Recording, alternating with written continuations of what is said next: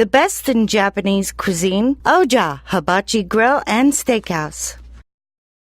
I started back in the 80s just with a point-and-shoot camera, and because I traveled a lot during those days with my parents, I got to see a lot of the countries that normally one wouldn't, and that kind of picked my interest up to capture some of the images and the places that I saw.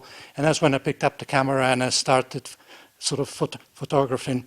And since then it's developed from an interest into a passion that is still as strong today as it was years ago.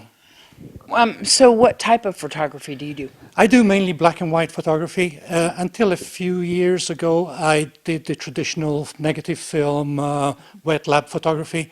And then about 2 years ago, I transitioned over to digital. So now I process either a full digital image, or what I do, I scan negatives that I have and then print them on an inkjet printer. So I'd call that like a hybrid process. What's your favorite subject matter? Favorite subject matter, it's predominantly landscape and abstract subjects. I like to capture topics where the viewer has to sort of add a level of interpretation as to what they're seeing rather than present a finished product. So can people commission you to take pictures for them, or can they buy your photography? Yes, they can buy my photography. I have a website which is vincentgalassi.com, and I have all my, well, not all my work, but I have some of my work posted on there, different categories from landscape, cityscapes, abstract, botanicals, and ghost towns. I'm doing a couple of projects at the moment. One is ghost towns of the West. So I travel to different ghost towns on the west side of the country and capturing those places.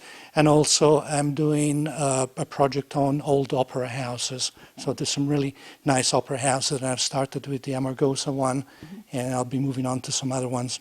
So where have you traveled in the world? Oh, well, starting from England, most of Europe. I'm a European, I'm Italian. I was born in a small town called Montalcino, just close to Florence in Italy. And I've traveled to parts of West Africa, parts of Asia, and now the US. And so you live here locally?